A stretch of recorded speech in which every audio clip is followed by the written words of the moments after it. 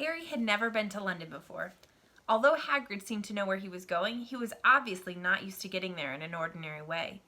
He got stuck in the ticket barrier on the Underground and complained loudly that the seats were too small and the trains too slow. For those of you that don't know, the Underground is the subway system that's underneath London, and so people there, it's a big city, and so they don't drive places in their own car.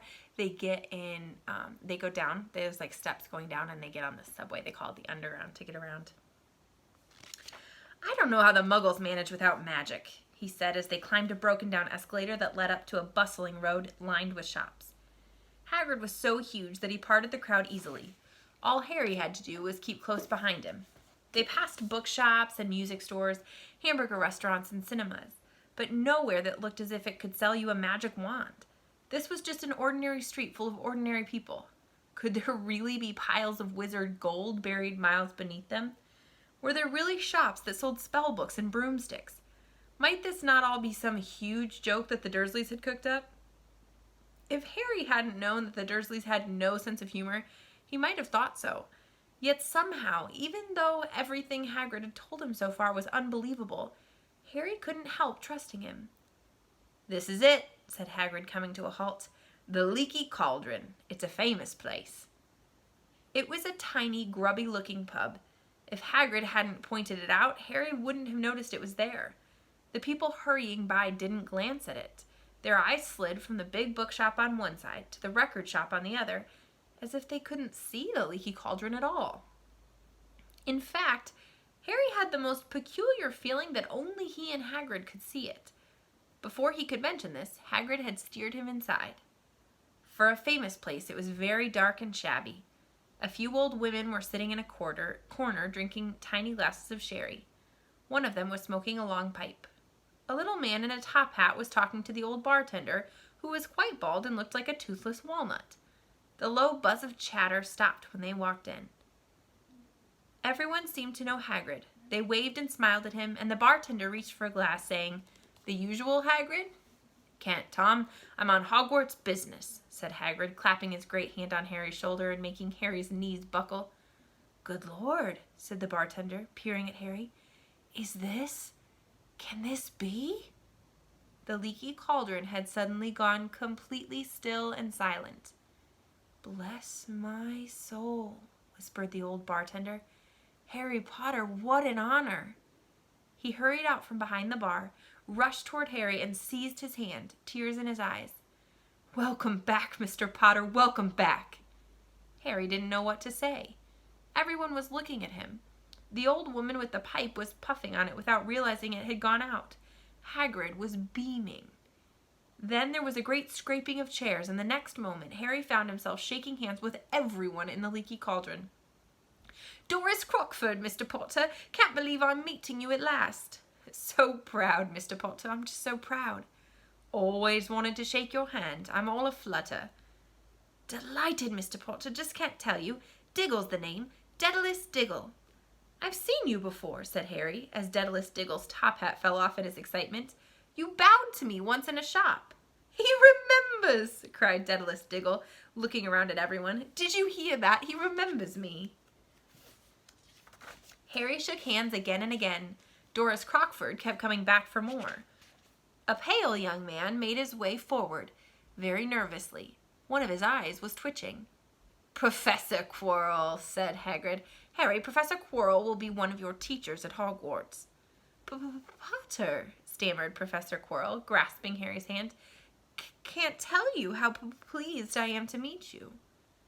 "What sort of magic do you teach, Professor Quirrell?" "Defense against the dark arts," muttered Professor Quirrell, as though he'd rather not think about it. "Not that you need it, eh, Potter?" He laughed nervously. "You'll be getting all your equipment, I suppose. I've got to pick up new books on vampires myself." He looked terrified at the very thought. But the others wouldn't let Professor Quirrell keep Harry to himself. It took almost 10 minutes to get away from them all. At last, Hagrid managed to make himself heard over the babble. "Must get on, lots to buy. Come on, Harry." Doris Crockford shook Harry's hand one last time, and Hagrid led them through the bar and out into a small, walled courtyard, where there was nothing but a trash can and a few weeds. Hagrid grinned at Harry. Told you, didn't I? Told you was famous. Even Professor Quirrell was trembling to meet you. Mind you, he's usually trembling. Is he always that nervous? Oh yeah, poor bloke. Brilliant mind. He was fine while he was studying out of books, but then he took a year off to get some first-hand experience. They say he met vampires in the Black Forest, and there was a nasty bit of trouble with an ag. Never been the same since. Scared of the student, scared of his own subject. Now, where's my umbrella? Vampires? Hags? Harry's head was swimming. Hagrid, meanwhile, was counting bricks in the wall above the trash can. 3 up, 2 across, he muttered. Right. Stand back, Harry. He tapped the wall 3 times with the point of his umbrella. The brick he had touched quivered. It wriggled. In the middle, a small hole appeared. It grew wider and wider. A second later, they were facing an archway large enough even for Hagrid. An archway onto a cobbled street that twisted and turned out of sight. Welcome, said Hagrid, to Diagon Alley. He grinned at Harry's amazement. They stepped through the archway. Harry looked quickly over his shoulder and saw the archway shrinking instantly back into a solid wall. The sun shone brightly on a stack of cauldrons outside the nearest shop. Cauldrons all sizes, copper, brass, pewter, silver, self-stirring, collapsible, and a sign hanging over them.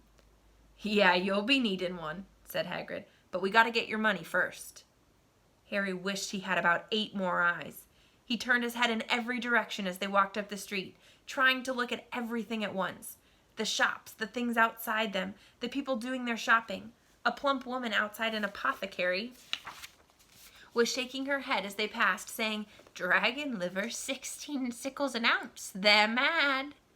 A low, soft hooting came from a dark shop with a sign saying, Ilops Owl Emporium, Tawny, Screech, Barn, Brown, and Snowy. Several boys of about Harry's age had their noses pressed against a window with broomsticks in it. Look, Harry heard one of them say, the Nimbus 2000, fastest ever. There were shops selling robes, shops selling telescopes and strange silver instruments Harry had never seen before. Windows stacked with barrels of bat spleens and eel's eyes, tottering piles of spell books, quills and rolls of parchment, potion bottles, globes of the moon. Gringotts, said Hagrid. They had reached a snowy white building that towered over the other little shops. Standing beside its burnished bronze doors, wearing a uniform of scarlet and gold, was... Yeah, that's a goblin, said Hagrid quietly as they walked up the white stone steps toward him. The goblin was about a head shorter than Harry. He had a swarthy, clever face, a pointed beard, and, Harry noticed, very long fingers and feet. He bowed as they walked inside. Now they were facing a second pair of doors, silver this time, with words engraved upon them. Enter, stranger, but take heed of what awaits the sin of greed. For those who take but do not earn must pay most dearly in their turn. So if you seek beneath our floors a treasure that was never yours, thief, you have been warned, beware of finding more than treasure there.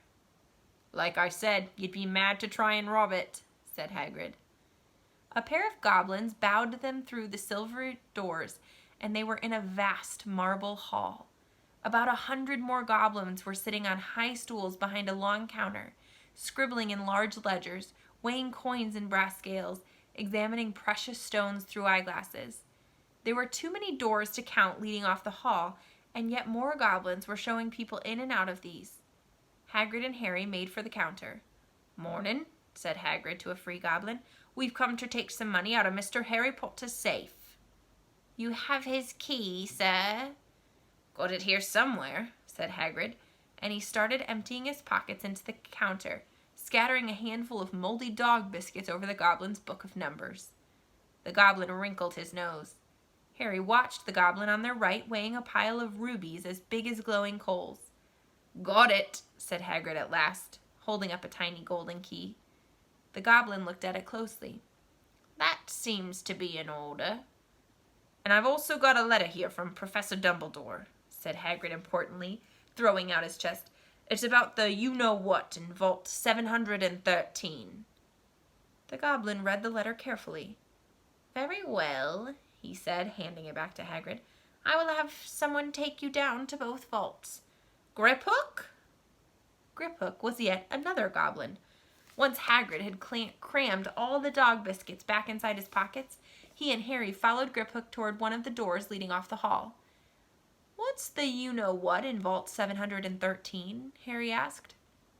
"Can't tell you that," said Hagrid mysteriously. "Very secret. Hogwarts business. Dumbledore's trusted me. More'n my job's worth to tell you that." That turned a little southern, sorry. Griphook held the door open for them. Harry, who had expected more marble, was surprised. They were in a narrow stone passageway lit with flaming torches. It sloped steeply downward, and there were little railway tracks on the floor.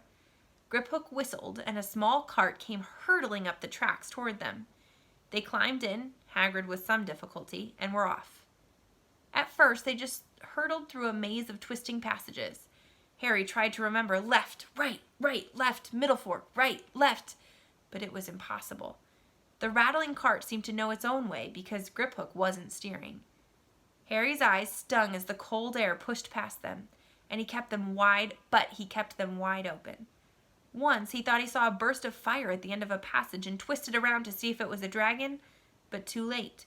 They plunged even deeper, passing an underground lake where huge stalactites and stalagmites grew from the ceiling and the floor. Those, by the way, are things that we see in cave. They either come down from the top or they come up from the bottom. "I never know," Harry called to Hagrid over the noise of the cart. "What's the difference between a stalagmite and a stalactite?" "Stalagmite's got an M in it," said Hagrid. "And don't ask me questions just now. I think I'm gonna be sick." He did look very green, and when the cart stopped at last beside a small door in the passage wall, Hagrid got out and had to lean against the wall to stop his knees from trembling. Griphook unlocked the door. A lot of green smoke came billowing out, and as it cleared, Harry gasped. Inside were mounds of gold coins, columns of silver, heaps of little bronze knuts. "All yours," smiled Hagrid. All Harry's. It was incredible. The Dursleys couldn't have known about this, or they'd have had it from him faster than blinking. How often had they complained how much Harry cost them to keep? And all the time there had been a small fortune belonging to him, buried deep under London. Hagrid helped Harry pile some of it into a bag. "The gold ones are galleons," he explained. 17 silver sickles to a galleon, and 29 knuts to a sickle. It's easy enough. Right, that should be enough for a couple of terms. We'll keep the rest safe for you." He turned to Griphook. "Vault 713 now, please, and can we go more slowly?" "One speed only," said Griphook. They were going even deeper now and gathering speed. The air became colder and colder as they hurtled around tight corners. They went rattling over an underground ravine, and Harry leaned over the side to try to see what was down at the dark bottom, but Hagrid groaned and pulled him back by the scruff of his neck. Vault 713 had no keyhole. "Stand back," said Griphook importantly. He stroked the door gently with one of his long fingers, and it simply melted away. "If anyone but a Gringotts goblin tried that, they'd be sucked through the door and trapped in there," said Griphook. "How often do you check to see if anyone's inside?" Harry asked. "About once every 10 years, said Griphook with a rather nasty grin. Something really extraordinary had to be inside this top security vault, Harry was sure, and he leaned forward eagerly, expecting to see fabulous jewels at the very least. But at first he thought it was empty. Then he noticed a grubby little package wrapped up in brown paper lying on the floor. Hagrid picked it up and tucked it deep inside his coat. Harry longed to know what it was, but knew better than to ask. "Come on, back in this infernal cart, and don't talk to me on the way back. It's best if I keep me mouth shut," said Hagrid.